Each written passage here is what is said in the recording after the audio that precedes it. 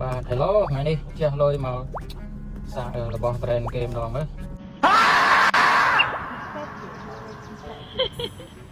មើលយើង unboxing ទាំងអស់គ្នា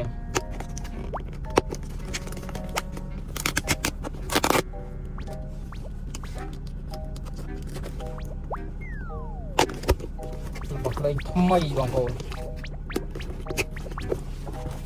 វ៉ាវចេញមកហើយ Oh my god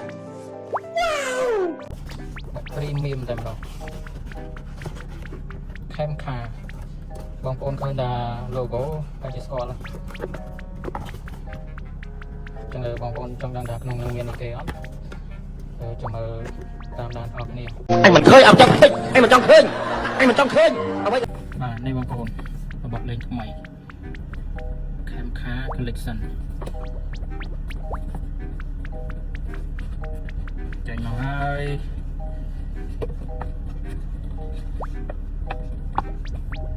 នេះបងប្អូន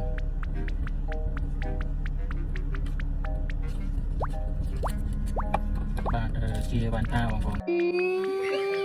តោគេដឹងអស់ហើយបែប premium តែម្ដង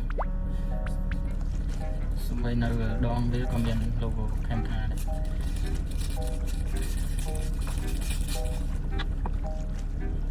នេះបងប្អូនបើសាពេកមកសម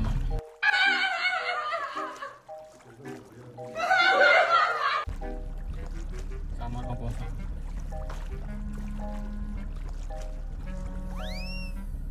មានអីសង្ហាដល់តាពេកបន្តាទៅជុំកាត់មែនជុំមានគាត់មានជាថងសម្រាប់ដាក់ឲ្យដែរនេះជាដូចជានេះ sticker sticker ខេមខាស្អាតបងប្អូនហ្នឹងហើយវីដេអូមានប៉ុណ្ណឹងអរគុណច្រើនបងប្អូនសម្រាប់ការទស្សនា